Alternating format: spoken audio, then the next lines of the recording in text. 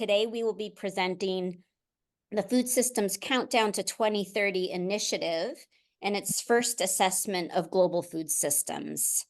I'm joined by my esteemed colleagues from FAO, Cornell University College of Ag and Life Sciences, Johns Hopkins, the Global Alliance for Improved Nutrition, the UN Food Systems Coordination Hub, CARE, and of course the Columbia Climate School here at Columbia University in New York City, who's hosting this webinar. Just before we get started, a couple of just information bits. We've published a paper that you can find in Nature Food and a companion policy report on the Food Systems Countdown this past December. You can find it at foodcountdown.org. We'll also be posting this webinar and the slides that are presented during this webinar on that website, and we'll put that in the chat. If you have questions, we'll have time at the end, so please put your questions in the Q&A and we'll see how many we can get to. My name is Jess Fonzo. I am a professor of climate at the Columbia Climate School and also the co-chair of the Food Systems Countdown initiative, along with 3 other co-chairs who you'll be hearing from, as well as our lead on the paper that we published this past December, Kate Schneider. We have a fantastic lineup today. Thank you again for joining. I'm going to kick it off by introducing Lawrence Haddad, my friend and colleague. He's the executive director of the Global Alliance for Improved Nutrition, also known as GAIN. I think many of you might know Lawrence if you work at all in the food systems world. He was at IFPRI, he was at IDS, he led the Global Nutrition Report, is a World Food Prize winner, and is the co-chair, along with myself, of the Food Systems Countdown Initiative. Lawrence, over to you, and thank you everyone for joining. Thank you, Jess. Thank you everyone for joining. We have a great lineup for you. I'm going to get out the way as soon as I can. That's my job, is to get out the way of the really interesting speakers. I just want to go over the agenda very quickly with you. First of all, we're going to talk about why do we even need this countdown initiative. Then you'll hear from one of the co-chairs on what it is. Then you'll hear about the results of the first countdown paper and benchmark. And then we'll have a couple of perspectives, user perspectives. Remember, we're doing this because we want people to use the countdown. So we'll have a user perspective from NGOs, a user perspective from the UN. Then we'll have a reflection from the UN Food Systems Coordination Hub, who we are developing a strategic partnership with. And then we'll have 20 minutes preserved for audience Q&A. Of course, you're welcome to put in questions all the way through this seminar, and we will endeavor collectively to answer them in the middle of the meeting as we go along. I just want to say something really basic. I mean, if you want something to change, we all want our food systems to change. Well, maybe we don't all want them to change, because actually they're working pretty well for some people. But for people who care about good health and the environment, and decent jobs, and gender equity, they're not working terribly well. In fact, they're working pretty badly. So what we're trying to do, all of us on this call, we're all interested in transforming or changing food systems. And if you don't measure the change, how on earth are you ever going to know if you are succeeding in changing? It's really as simple as that. Of course, the devil is in the details, as you will see. I think this initiative is possibly the best initiative out there. It's the most complete, the most rigorous initiative out there to assess and monitor food system change. Of course, it's far from perfect. There's lots of things we'd like to improve and collect data for and have indicators for, and they will be unveiled as we go through the agenda. So without further ado, I'm going to ask, I think, Alison to play a short video that from the Deputy Secretary General of the UN, Amina Mohammed, on the need for the Countdown Initiative. Alison.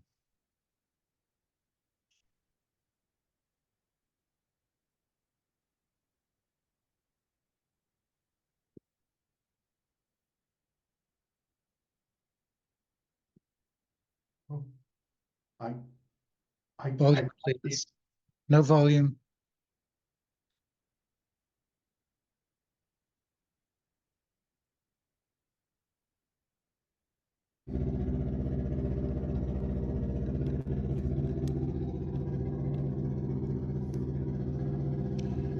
Excellence, friends, ladies and gentlemen.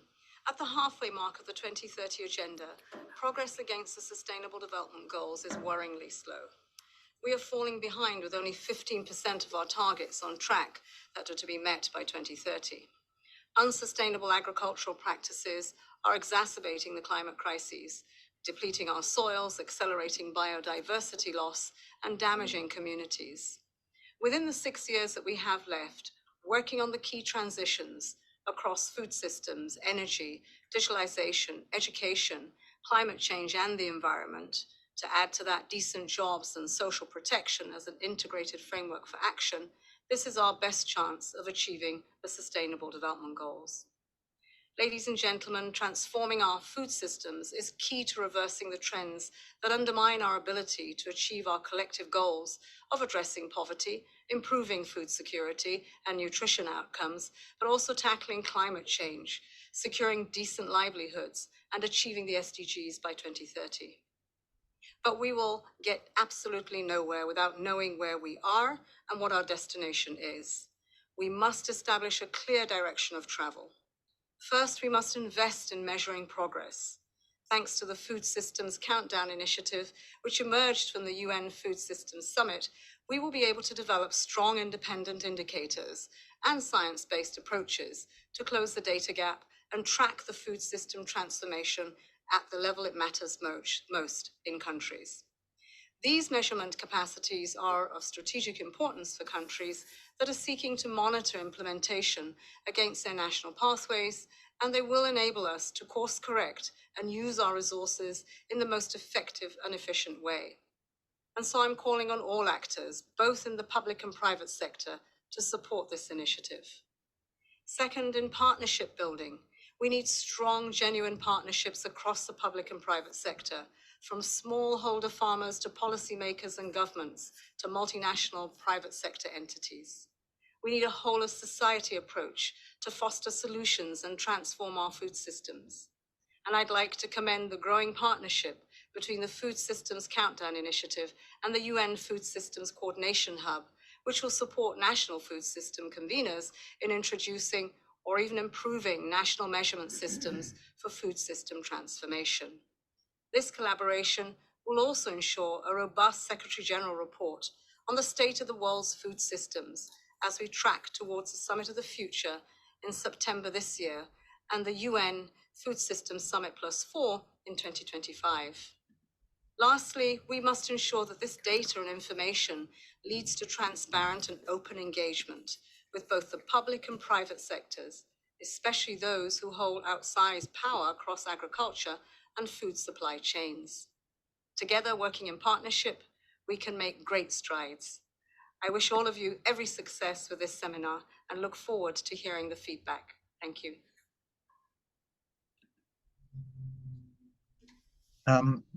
Thank you, Alison. And that was a really interesting video from the DSG, Deputy Secretary General. Know where we are. We need to know where we are, and we need to know where we're going. The countdown can promote transparency, and it can try to make the monitoring of food systems at the country level much more straightforward, and therefore to hold actors accountable and to help guide them to do the right thing at the right time, at the right pace.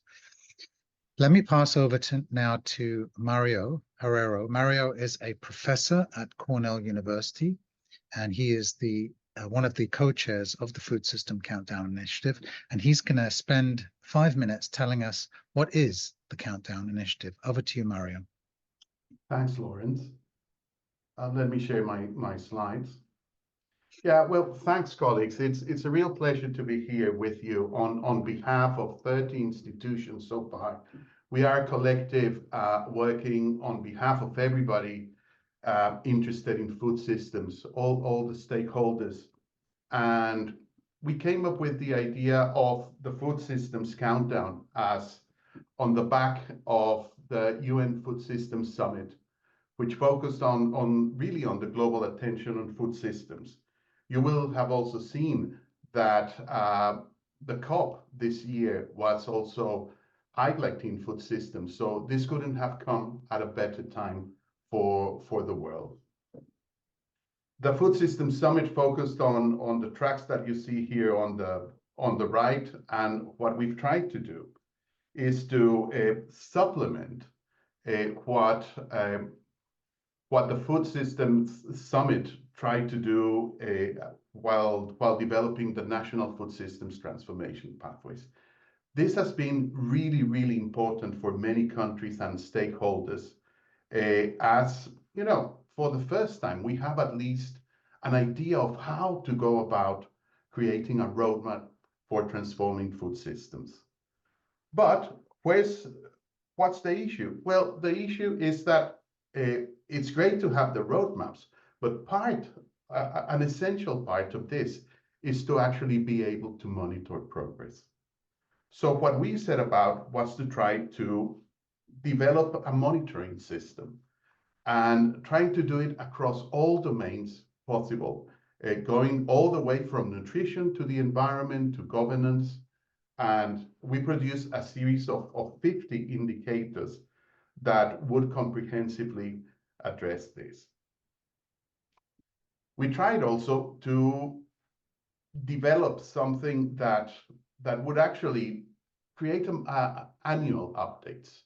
It's very, very important for us to try to actually monitor the food system to provide actionable evidence, to track progress, guide decision makers, and inform the transformation. But at the same time, we know that we are not working in a vacuum. There's also a range of other monitoring and tracking systems, and we want to be complementary. We want to share indicators. We want to be able to compare how things are going in different countries and with these different indicators. So that was also an essential outcome of what we wanted to achieve here. At the same time, you know, this is not easy. There's still a lot to do in terms of advancing the science of food systems. That's why we need to vet indicators. That's why we actually really need to start analyzing all the complexity of the food systems and, you know, the interrelationships, the interactions of different parts of the food system, understand much better how we can actually create change. So in essence, what can the Food Systems Countdown offer? First of all, we at least put out there a conceptual framework for food systems monitoring. We have a set of indicators that has been legitimized through a consultative process. We are over 70 scientists working with all sorts of dimensions and other stakeholders of the food system. So this has actually provided a significant way of vetting what we are doing. We have a menu of indicators that are relevant at the country level, and we're not saying that everybody needs to use the 50 indicators. Maybe at least the suite of indicators that we have can serve as a reference point for monitoring some key aspects that certain countries would really like to meet. And fundamentally, we also created a baseline data to track progress. This is super important, and you know, I see a lot of people in this webinar. For me, and for all of us, it is essential to engage you. You are also part of the countdown, and we need your knowledge, your science, your data, everything. Just please contact us, and we'll make sure that your voice is heard. Now I'm going to pass the floor to Kate Schneider. Oh, Lawrence, yes? Pass back to me, Mario. I'll take everyone through. Perfect. Okay. Is that okay? Yeah, of course. Okay. So Mario, thank you. Thank you for emphasizing the fact that there are over 70 scientists. I must say they're all scientists or researchers from research institutes or universities from all over the world, and from 30 plus organizations. The group started out in the 5 different action tracks, the UN Food Systems Summit, supplemented by some from the science group, but then augmented by different skills, disciplines, perspectives, geographies that we felt were missing. So thank you, Mario, for emphasizing the consultative process that we went through. It was a slow process, and I was often wishing it was faster, but I'm glad we took our time and got wide buy-in. Now let me turn over to Kate Schneider. Kate is Dr. Kate Schneider. Kate is a research scholar at Johns Hopkins University, and really she's been driving this whole process certainly at the operational level, getting things done, making sure indicators are selected, consultations are happening, data is analyzed, the results are being written up, dealing with the journal, dealing with the multiple revisions, all of those things, science, psychotherapy, and a whole lot more. Kate, over to you. You've got about 12 minutes to present these results. Pleasure to be here and to be able to share with you all the results from our very first paper. Hopefully you can see my screen here. Thank you for that really kind introduction. I'm Kate Schneider from Johns Hopkins University, and it's really been my privilege to be leading some of the analysis and call it leading the data team for the last several years. As Lawrence said, this has been a process to get to these indicators, and certainly painfully slow at times, but as Mario pointed out, that let us make sure that this was really a legitimate consultative process. So what you see here is the timeline that we have been on and our vision for where we're going. The objective here is to contribute to our understanding of food systems as they help us achieve the 2030 Sustainable Development Goals and other related global goals and targets.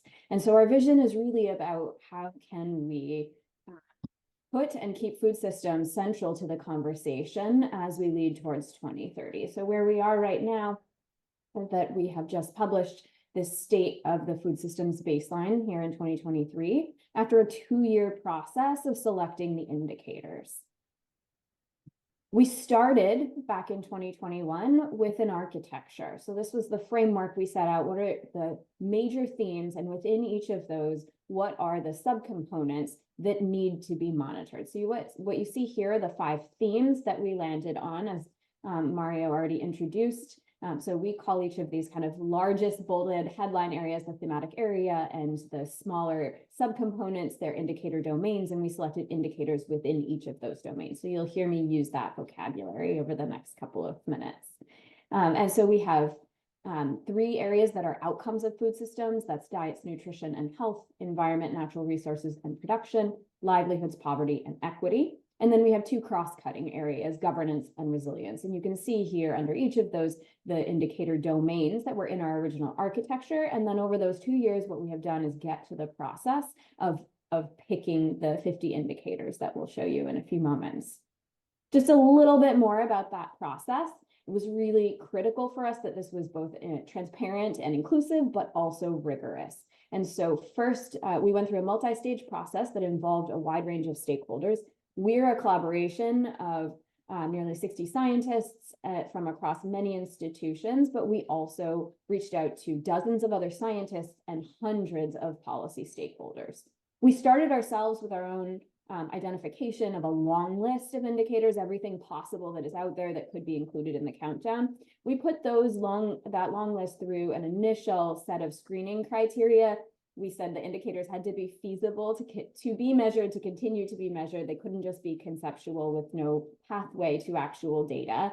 There had to be coverage across at least 70 countries, because our ambition here is to say something about the world's food systems, and the methodology behind them had to be sufficiently transparent.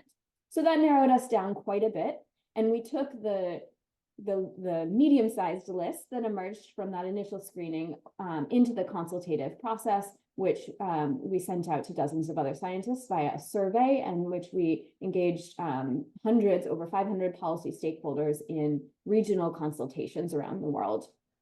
And that led us to the final list of indicators, which are 50 indicators. And I just like to point out that 12 of those indicators actually were introduced as a result of the consultative process.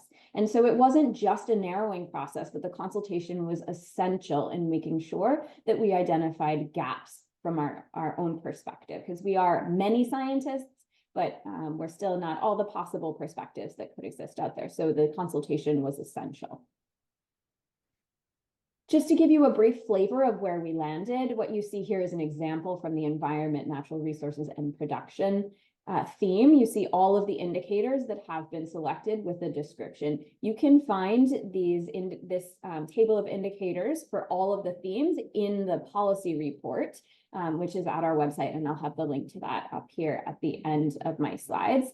Just to give you a second flavor here, these are the indicators that were selected for governance. I'm not going to painfully put all of these up here, but I wanted to give you a sense of what indicators are included under at least a few of the themes, so you can start to get a bit more of a feel for the framework of indicators that we've put together. I like to point out here about the governance indicators that some of these are specific to food systems and others relate to the necessary enabling environment for food system transformation. This architecture also maps very closely to the themes and action areas of the food system transformation pathways. And so here I've used a third theme. So again, you get an opportunity to see the specific indicators that were selected. In this case, these are the diet, nutrition, and health indicators and how they align to the pathways that have been put together by countries. And this is really critical because the UN Food Systems Summit process was enormously inclusive and has a lot of country buy-in, and we were really keen to make sure that everything we did here was an additional contribution on top of that and would be immediately relevant and useful to countries with the pathways that they were already in the process of developing. So finally, this is some of the baseline analysis. Here we've looked at all the 50 indicators across income groups. And what we've done here is we've looked at them relative to a global mean by thematic area, and we've aligned these to a desirable direction of change. So it's important to point out that it wasn't immediately obvious where is the best level of every indicator, where is a target, where is a desirable area that we want to get to. That's actually an entire body of research that's going to take us another 2 years. We've already started, but it wasn't what we were aiming to do with this initial baseline. And so all we're doing here is comparing countries to each other against the current spectrum of where countries are. And we have looked at every single indicator and just identified is more better or is less better. And that's the only extent to which we have made any sort of assessment of where countries are so far. And so what you can take away from this picture here is that food system success really isn't entirely synonymous with country income. If that were true, the dark blue lines, those represent high income countries.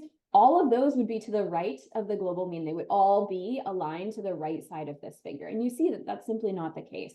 And so we have opportunities to learn from low income countries where some things are really going better there than they are in the higher income countries. An example would be high-income countries are really not performing great on consumption of sugar-sweetened beverages or pesticide use. There's also a couple of indicators that have really unclear income patterns. And so the point is that transforming food systems is not just about income. To see from a different perspective, this is country-level analysis where we've taken every single country and we've ranked them. It again aligns to the desirable direction of change from top ranking to bottom ranking on every single indicator. And then we've taken an average at the country level of their ranking within each theme, and that's what you see in this figure here. And so then we can see who are the countries that are doing better than their income group peers. And that lets us know sort of who is doing better than might be expected based on country income alone. So a great example to point out here are Mozambique and Uganda. They are low-income countries, but on these indicators, they're really ranking near the global median, unlike any of their other income group peers. So they clearly have something for us to learn from there. This is what we have from the baseline analysis, and the last section of my presentation here is a really to focus on what don't we have, where are the gaps. So when we look over time, this is all the indicators down the y-axis and all the countries across the x-axis, even though you can't see the names of them. And the darkest cells tell us where we have the most data points from 2020 to 2021. And so you can see that it's really uneven. We have a decent amount of data for a lot of the agricultural indicators, and mostly this is thanks to FAO, who have been collecting these key indicators all the way back to the 1960s. Where we have big gaps are around issues of diet quality, livelihoods, and resilience. We also have a number of other data gaps on concepts where the data can't support creating an indicator to measure this concept yet that meets our criteria. So things like, what's the economic value of food systems? Understanding workers in food systems and their welfare outcomes. What are the productivity measures of parts of the food system that are not agriculture? We've measured productivity in agriculture for decades. We don't really have a good sense from the other parts of the food value chain or agri-food value chains. We don't know anything about what are the policies needed and how they need to go together. What is the level of policy coherence and across what areas to get to food systems transformation? The true cost of food would incorporate the cost of externalities of the food system, and we don't have much understanding there. Food loss and waste, those are indicators under development, but they are not yet at the point where we can look across the world for enough countries. Budgetary allocations to food systems and food safety are other gaps. So a couple of key takeaways.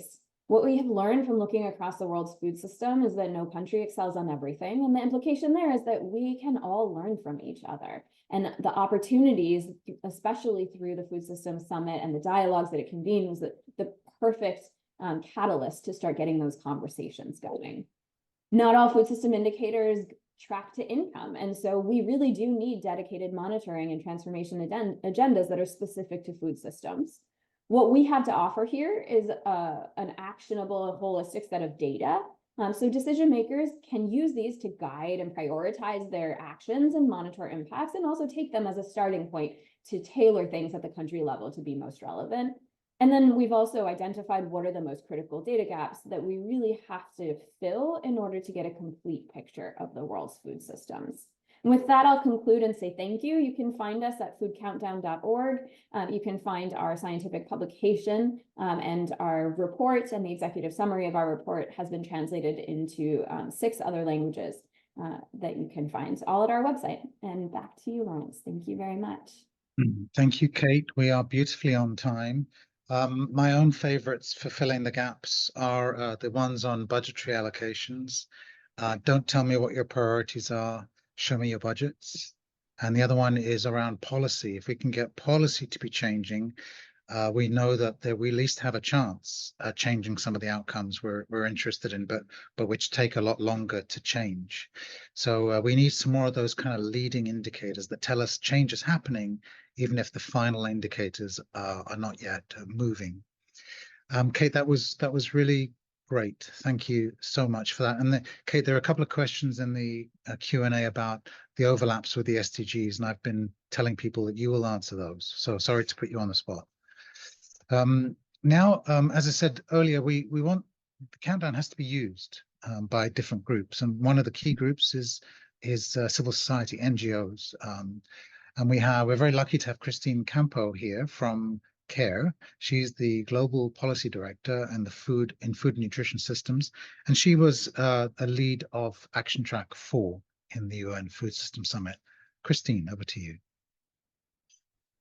Hi, everyone. I join you today to talk about the influence of data in international development, with a specific emphasis on the role of civil society organizations such as CARE. In an era defined by global challenges such as hunger, malnutrition, climate change, civil unrest, harnessing the power of data not only becomes a necessity, but it becomes our beacon, guiding us towards effective policies and inclusive societies.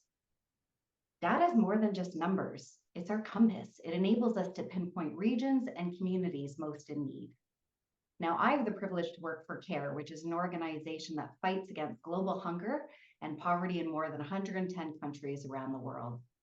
We focus our efforts on women and girls because they are most disproportionately affected by poverty. Would you believe that in 2012, 0 humanitarian responses were using data from women to make immediate decisions? Now, that's standard practice in every humanitarian crisis.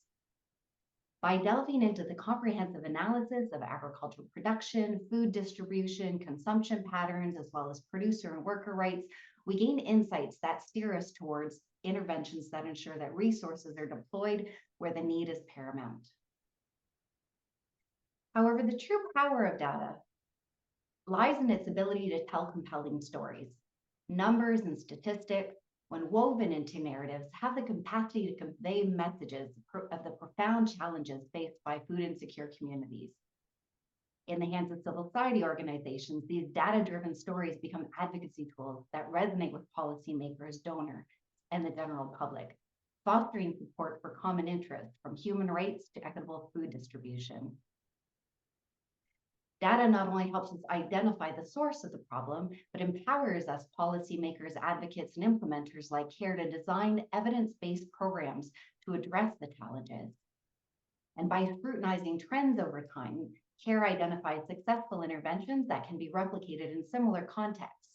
And the data allows us to continuously adapt our projects to ensure that we're having the intended effect.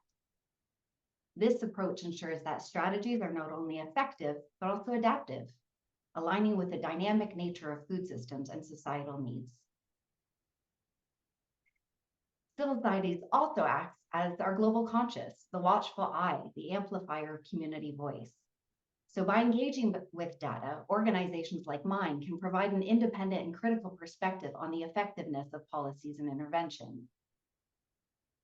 We use data to expose gaps in implementation and to advocate for policies that are inclusive, responsive to local needs, and align with the principles of social justice. Moreover, data empowers civil society organizations to mobilize public support, cultivating a sense of collective responsibility within communities. With the Food System Countdown Initiative, which I'm very honored to be a contributor to, we use the analysis developed per country to encourage the much needed change at national and local level through our country offices. However, let's be honest, civil society organizations also have to be accountable to our approaches. We have the privilege to work with a diverse set of actors, from UN agencies to academia to local governments, allied civil society and social movements, and companies. So we routinely rely on accurate data to guide these partnerships we pursue and the approaches we utilize in our programming. Now, while we know that women and girls are most affected by hunger, they're also the architects of the solution. However, their roles aren't recognized in global data and global solutions on hunger. For example, in the Food System Countdown Initiative, one of the indicators that we use is female landholding, but that statistic is getting more and more difficult to access and to measure. More generally, there's not enough global data on the links between gender and food, full stop.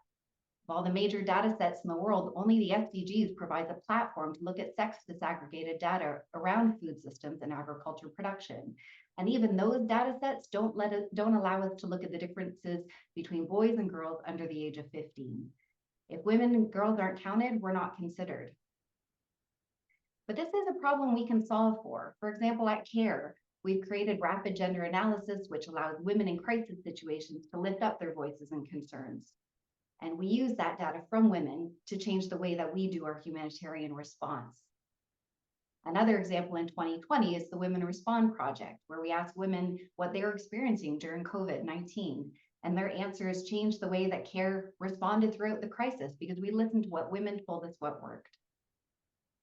Would you believe that of the 84 global policies and plans designed to address hunger in 2020 and 2021, only 4% recognize women as leaders who should be part of the solutions?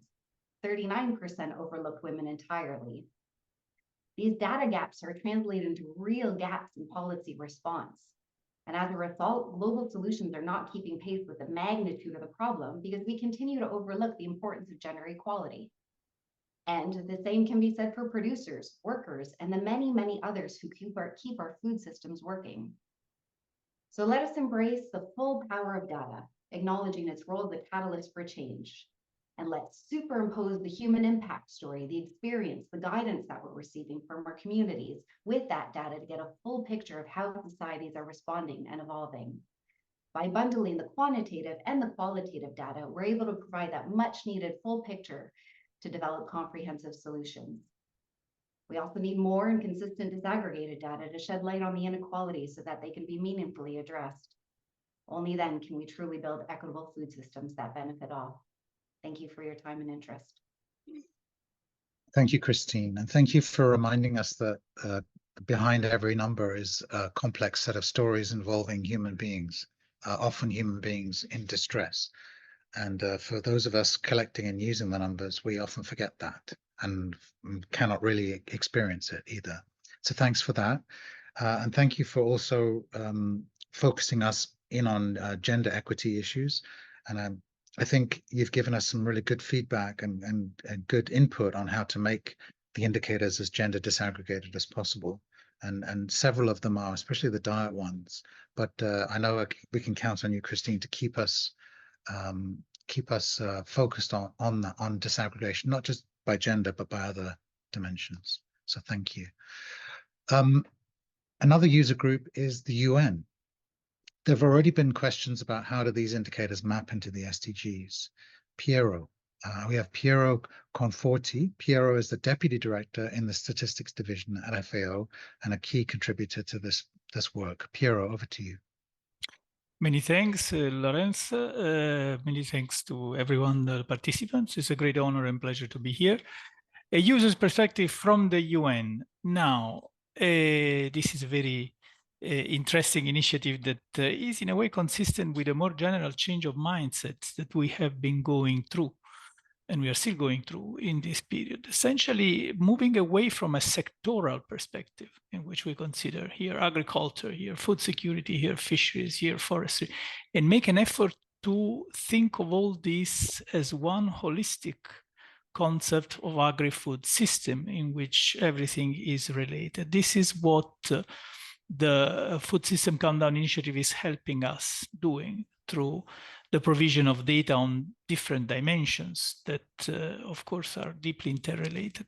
Now, this change of mindset, it is essential from our point of view. As we, as a UN technical agency, run our activities of supporting policy analysis, design, and development and implementation at national and subnational level, all the way up to the global level. This is a key element of change. So we have to try and look at all these different perspectives as the Food System Countdown Initiative is proposing to try and cater effectively, allow the global agri-food system to cater effectively for all these different kind of functions that societies are assigning to it. So the food system transformation requires this kind of mindset. Now, let me stress that going from a sectoral perspective to a holistic approach is something extremely concrete in our work, and we can easily find a couple of examples to consider. It takes, for instance, employment.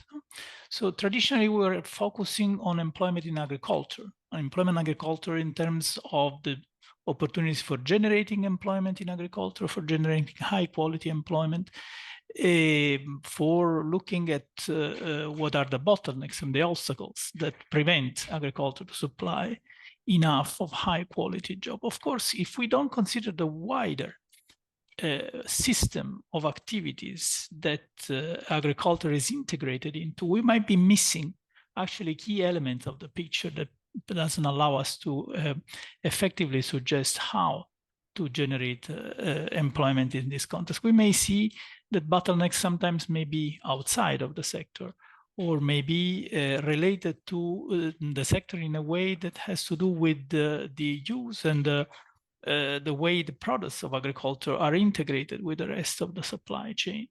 Hence, the importance of considering, as the Food System Countdown Initiative is doing, employment in the whole agri-food system as one element, as one piece of information that we can look at country and hopefully more and more in a granular way at the subnational level as an element for designing and implementing policies. Other examples, for instance, the greenhouse gas emission. Again, we can look at agriculture per se, as we traditionally used to do. With the kind of approach that the Food System Countdown Initiative is promoting, we are trying to look at the whole production chain so as to understand how much emissions are generated by different choices that stretch across from agriculture all the way into the sectors that are downstream in the production of food and fibers. This is extremely important because, of course, the two things are deeply interrelated. So we might be missing some key elements of the picture if we would only look at separately these elements in a way. And at the same time, working on the interaction between what happens in different dimensions of on different aspects of the food systems may, again, make us lose some key trade-offs that we need to look. So here is the importance of looking at together this initiative when we actually operationalize this kind of data. Moreover, I have to say, of course, the UN as a whole also works a lot with the SDG and its monitoring system. This is a system that was designed by member countries and on which we as FAO hold many responsibilities as custodian agencies. So trying to, and of course, the monitoring framework is extremely rich. It has a lot of indicators already. However, initiatives like the Food System Countdown try to go beyond that logic, go beyond the logic of the single indicators and trying to build more analytics around this. This, I think, is the main benefit, let alone the fact that the initiative itself has ways to allow more dialogue between us as users of the information and sometimes on some occasion also providers. But I mean, it is important as an opportunity also to be in touch and establish a good dialogue with communities of science and practice that go beyond the UN as such. So there is an element of good cross-fertilization. And finally, I think an element that should not be never be overlooked is the importance of advocating for more and better information to be collected, for more capacity to be built, especially if we want the type of granular information that do really allow to generate good policy decision. Before it was mentioned extensively, the issue of sex disaggregated data.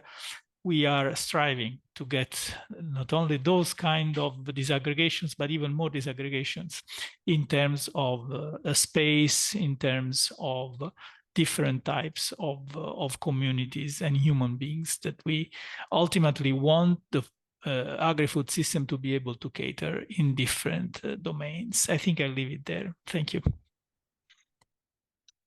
Thank you.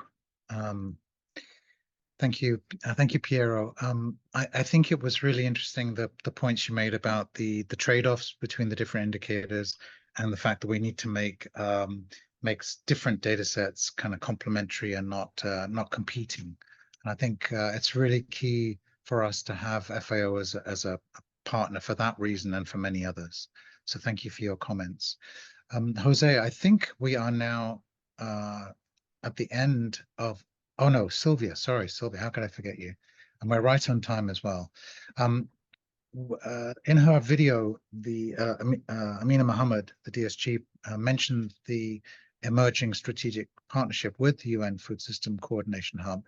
And we're really lucky to have Sylvia Ekra here, who's the Deputy Director of that UN Food System Coordination Hub, to give us some reflections and thoughts about the Countdown Initiative.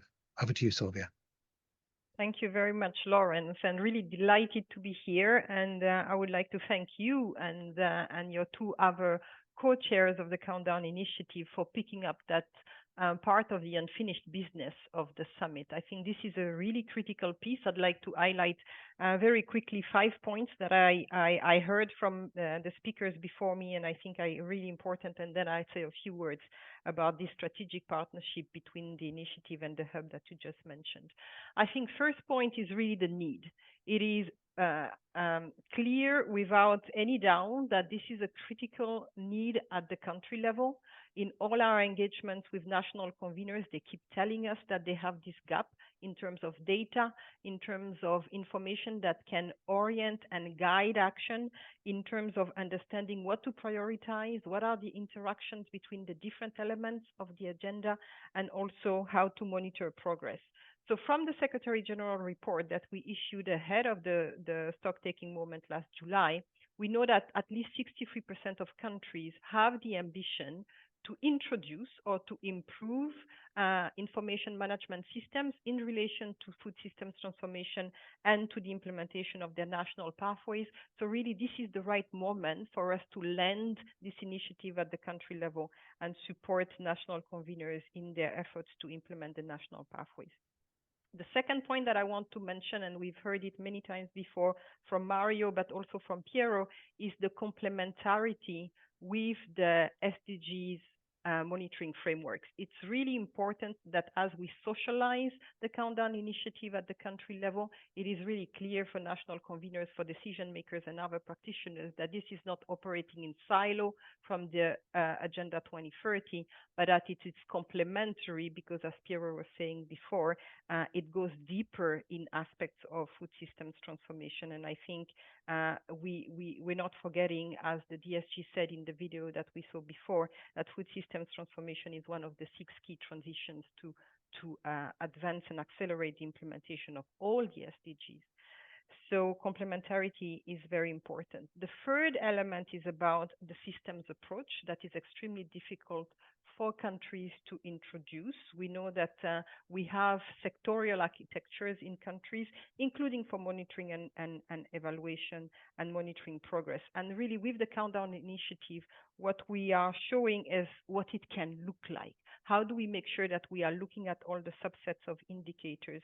And are we also rallying an ecosystem around that? So what we would like to see is really the scientists at the country level. I think you've been extremely inclusive, extremely participatory in the process. We would like to see the same at country level with scientists, but also with statistical offices, ministries of planning, ministries of finance joining this effort. Of course, we have some concerns about the lack of data. This is my 4th point. We've heard about data lacking to monitor what is happening with the well-being and the welfare and the livelihood of workers beyond agriculture. We've heard from Christine also about the issue of gender data. We also have to really give a very, very specific look to what is happening in the seeds and what is happening in the fragile states. I think this is data that we need so that we can really tailor the support that we are providing and understanding what are the dynamics in these specific clusters of countries. 5th is the universality, because what the first report is telling us is that no country has the monopoly of success, and that income is not an indicator of faster transformation or better transformation. So it's really an equalizer of global south and global north. And some countries are doing better in that race to the top. And I think what would be really interesting is to use those countries to inspire others. We've heard about Uganda, we've heard about Mozambique and Nigeria.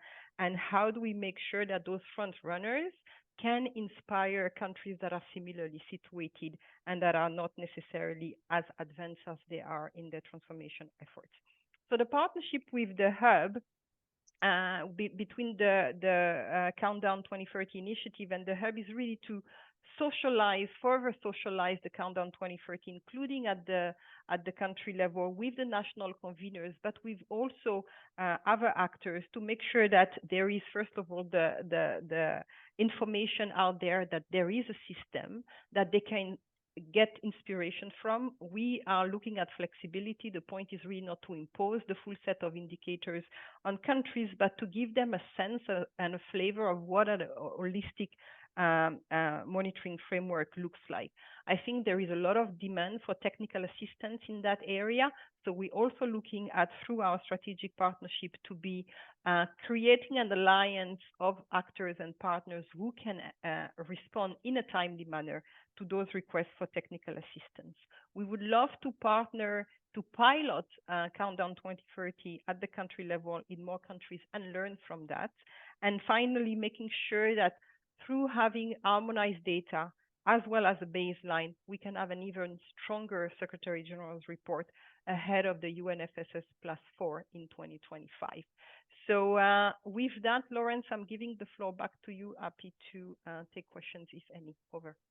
Sylvia, thank you. Great questions, great comments, great reflections, great 5 points.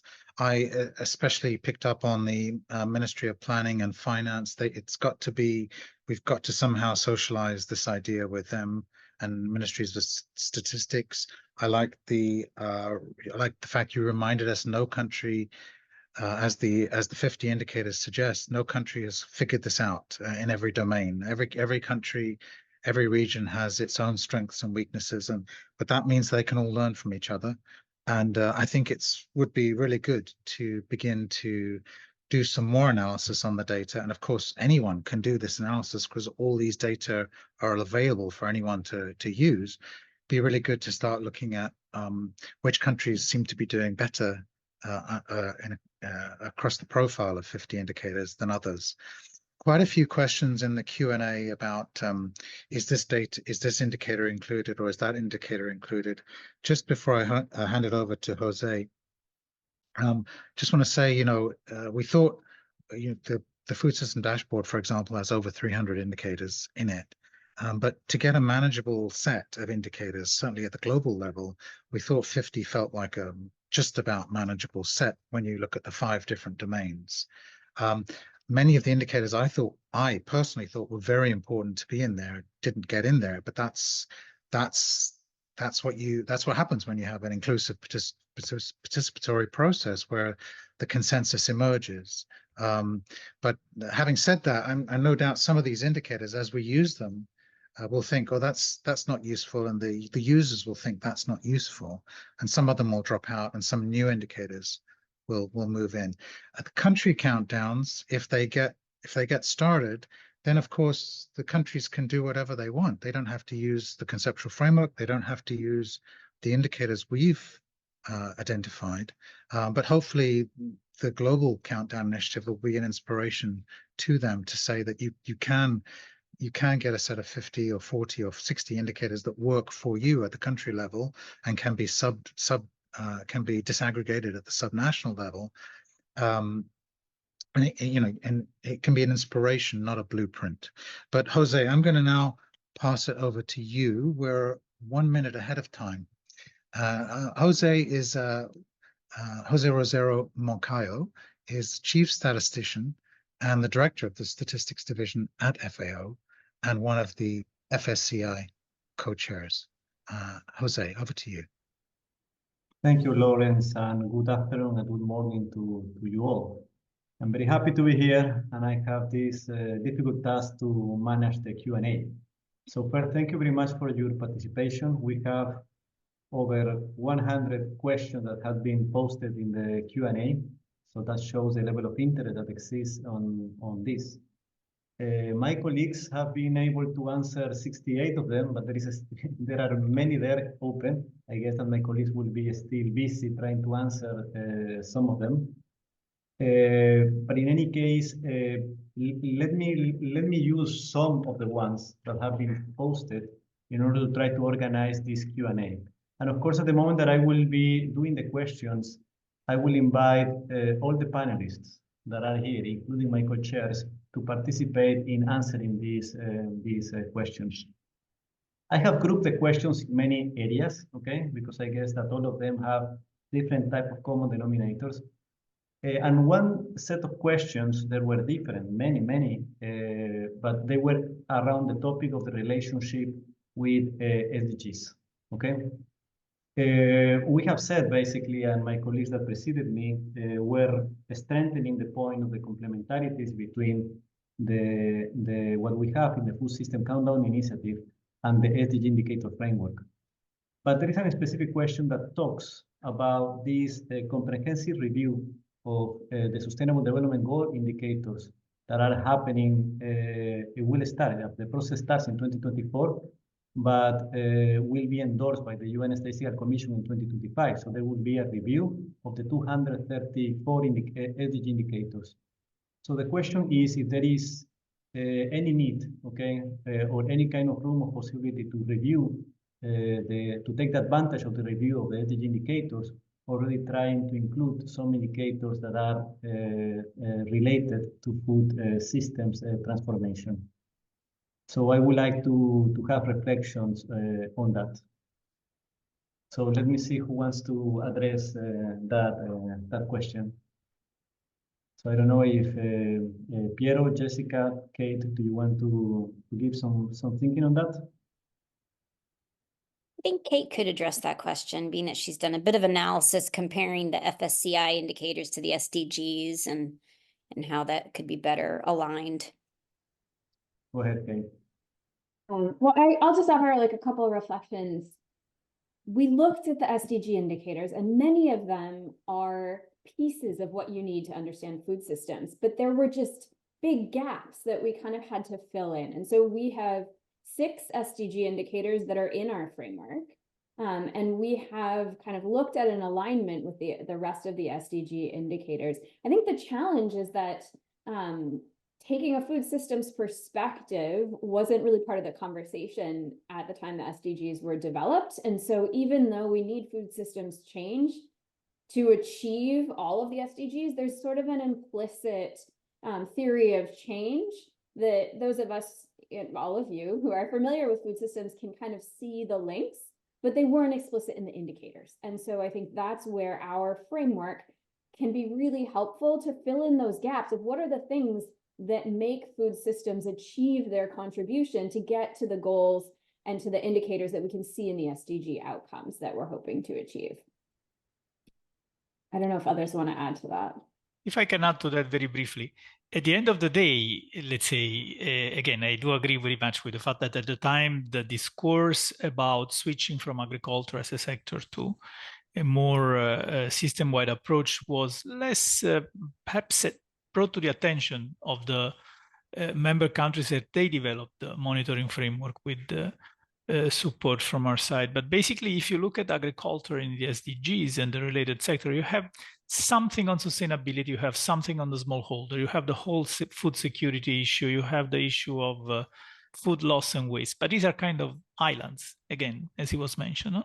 So the attempt here is to build something that looks a little bit more across the extent to which agri-food systems are capable of delivering livelihoods, of being sound from an environmental perspective, of being resilient, of delivering good diets, and et cetera, and all these elements of enjoying good governance. So again, the SDGs are important. We are all committed to that. These are a big breakthrough from the ability of many member countries to measure and monitor what's happening in their agri-food system. But the Food System Countdown Initiative goes a little bit beyond. It provides more of the analysis, more of the analytics, or at least laying a good ground for developing the analytics that connects all these elements. This is what I would add. Thank you, Pedro. But definitely, the comprehensive review of SDG indicators presents an opportunity, okay, to fill some data gap that the SDGs have, and some of them are relevant for food system transformation, especially in the area of quality of diets. We don't have indicators, SDG indicators that have to do with the quality of diets, and definitely the minimum dietary diversity indicator for women is one of them that FAO and several United Nations institutions have in mind in order to propose in this comprehensive review, and it's also an indicator that is part of this initiative. Okay, so moving along, okay, there is also, and it's again, it's about the relationship of this indicator framework with other set of indicators of other monitoring frameworks. And here, let me go to the CAADP. We have many questions about the relationship between our indicator framework of the CAADP and how we can use this indicator framework to inform this, what I understand that is also the revision of the CAADP that is happening very, very soon. Anyone wants to comment on that? I can pick up a little bit on that. Lorenz, go ahead, please. So for the last 2 years, we have been working with CAADP, the AU, IFPRI, and AGRA on their annual State of African Agriculture, which is a report that's released at every AGRF, which is now the African Food System Forum. And for the last 2 years, we've been looking at the overlaps between the CAADP biannual indicators for agriculture and the Food System Countdown Initiative indicators.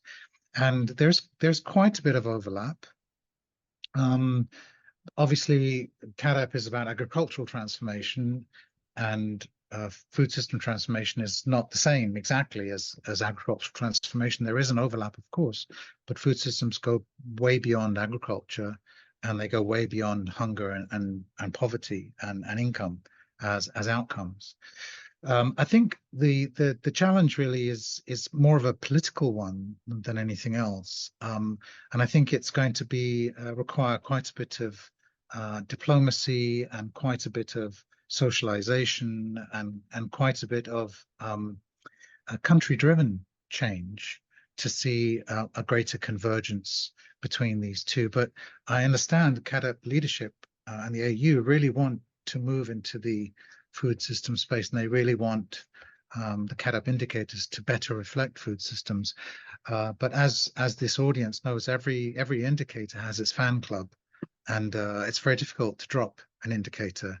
So the challenge for the CAADP team, I think, is to evolve the CAADP indicators into a food system set, but not letting it get too massive as it grows.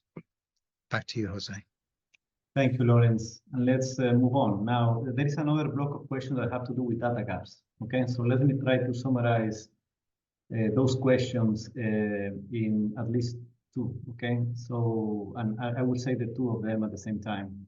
So the first one is that our audience is eager to know what are potential concrete solutions in order to fill the data gaps that we have in the initiative.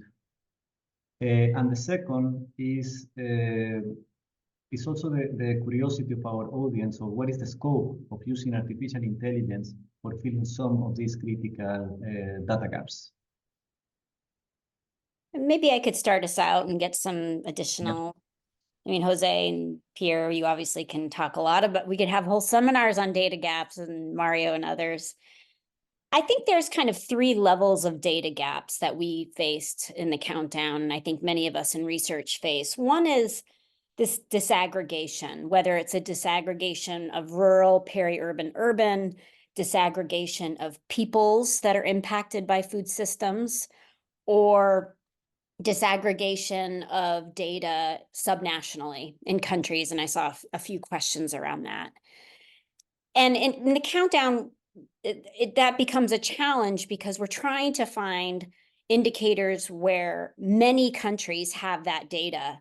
But when we want to start disaggregating, we get less and less indicators that we can track across subnationally or across different disaggregating issues, which stymie prioritization of action. So big need for disaggregation. The second is there's just a lot of sector-specific data gaps. There's data gaps in diets, there's data gaps in the environment, there's a lot of data gaps in livelihoods, governance.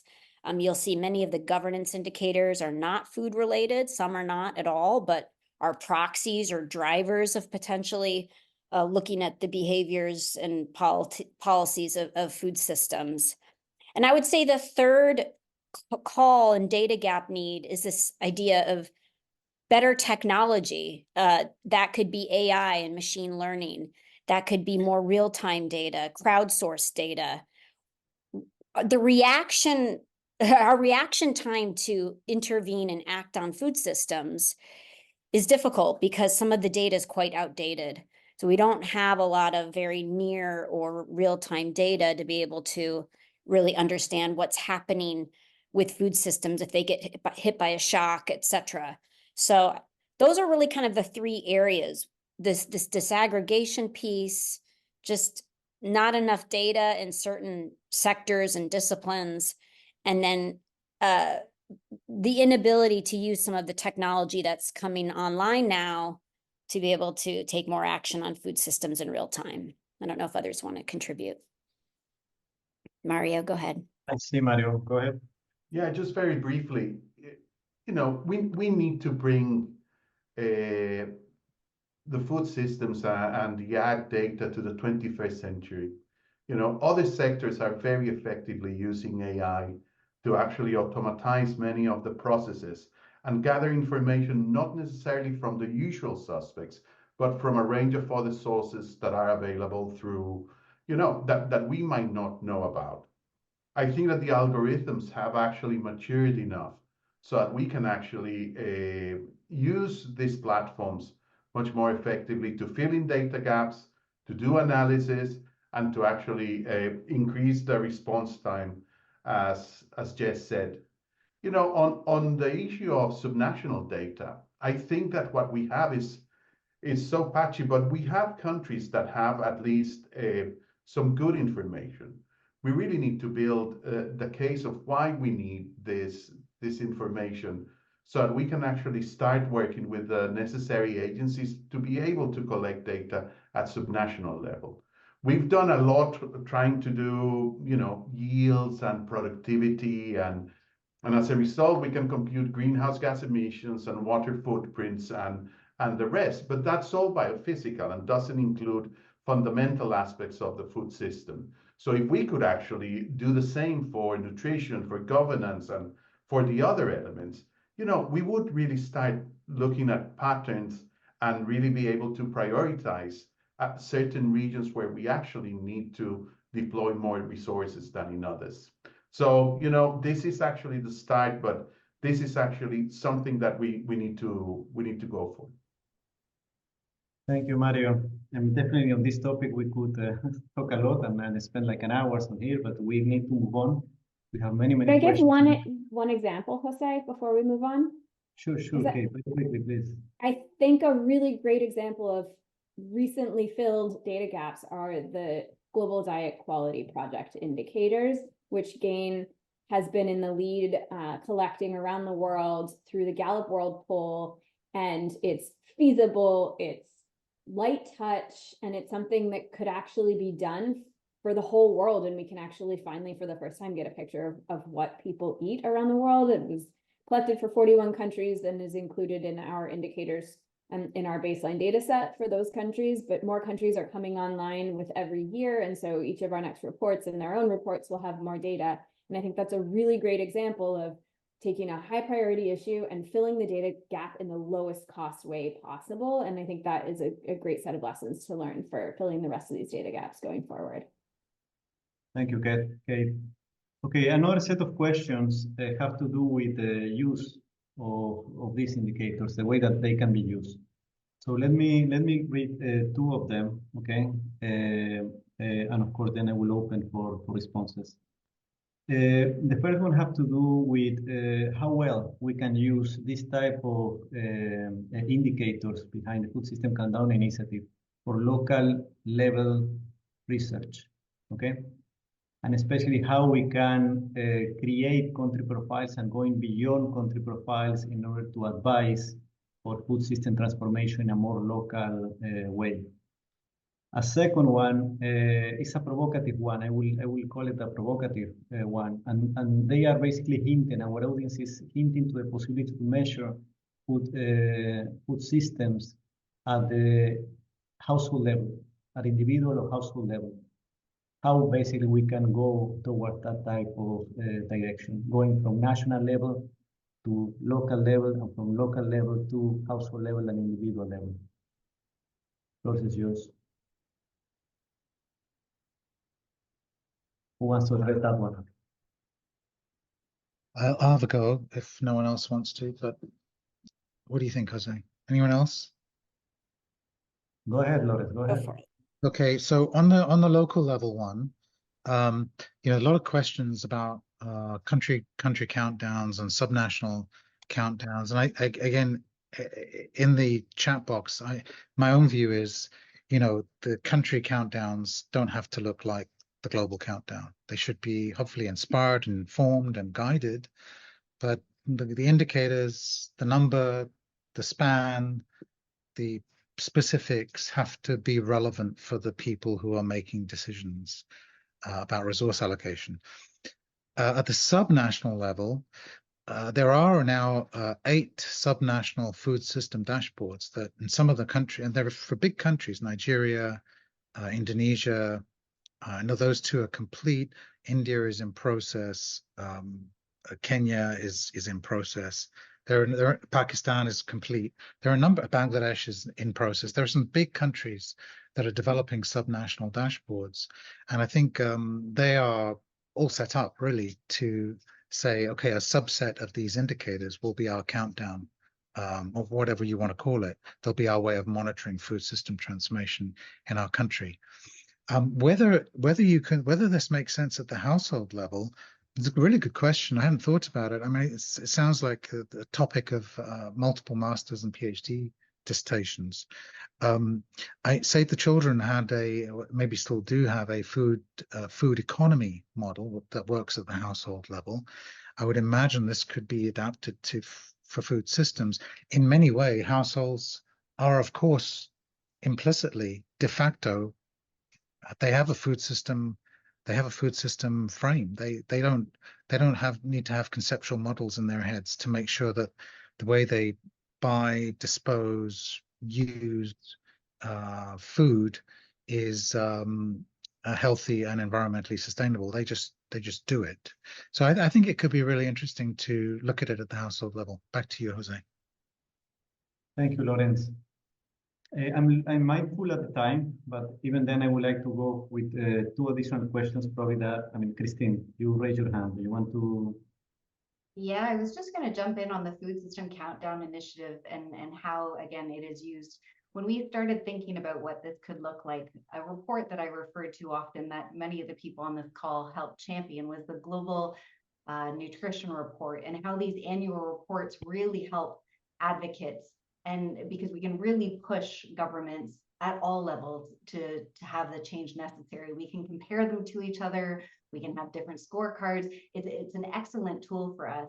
And in the same way that a CARE would use that tool, we really use it all the way down to community level. So Abid, one of the contributors in the chat box asking all these questions, he's a mastermind on community scorecard system. So really, how are communities evaluating these policies and programs being put in place by government? So if we could have that full overview, then that's really how we're knowing if we're hitting the nail on the head. Thank you. Thank you, Christine. Okay, so let me just go for a last question, okay? And then we will close. Because I think that this is an important one, and I have seen that repeated by some of our audience. But this is about the criteria that we have to invite individual researchers, scientists to contribute to the Food System Countdown Initiative. There is a lot of interest here. So let us hear from our co-chairs about how we ensure that there is a great diversity on our team. Jessica, do you want to take that one? Yeah, thanks, Jose. On the diversity side, we're trying our best to include diversity of expertise, but also regional, people's different knowledge base, where people are coming from.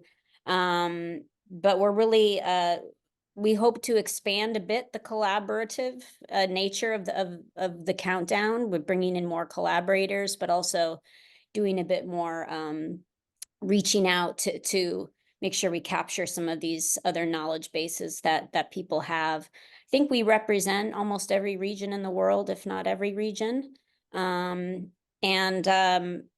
but looking forward to ensuring that we become more inclusive as we move forward. We're doing our very best to get the best food system science people together, as well as capture that rich diversity that so many people bring to the space.